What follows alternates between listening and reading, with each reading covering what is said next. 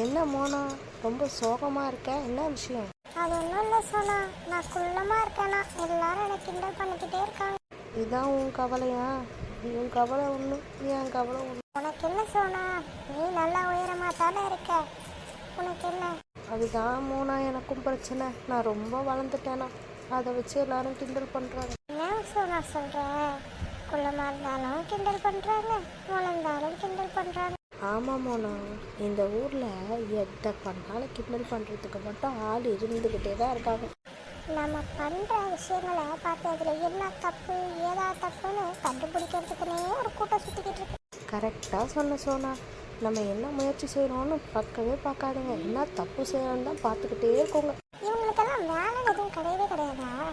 அவங்களுக்கு மற்றவங்கள்ட்ட என்ன தப்பு பண்ணுறாங்கன்னு பார்க்குறதே வேலை போகும். இவங்களை பற்றி நம்ம பேசி அவங்க மாதிரி நம்மளும் ஆகக்கூடாது சோனா. கரெக்டாக சொன்ன மோனா. நம்ம வேலையை பார்ப்போம். அவங்க மாதிரி நம்மளும் ஆயிட்டா நமக்கும் அவங்களுக்கும் என்ன வித்தியாசம்? இந்த உலகமே உன்னால் முடியாது முடியாது அவ்வளோதான் சொன்னாலும் நீ மட்டும் உன்னுடைய நம்பிக்கை விட்டுடவே கூடாது சோனா.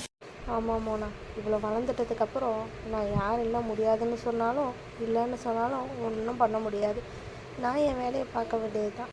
ஆமாம், எனக்கு ஏதாவது உயரமாக வளர்கிறதுக்கு வழி இருந்தால் சொல்ல, நான் கொஞ்சம் முயற்சி பண்ணி பார்க்குறேன். நீயாவே அழகாக தான் மோனா இருக்க.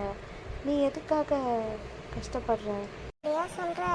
நான் அழகாக தான் இருக்கேனா? பாத்தியா, மற்றவங்க சொல்லி சொல்லி உனக்கும் அந்த குற்ற உணர்ச்சி வந்துடுச்சு.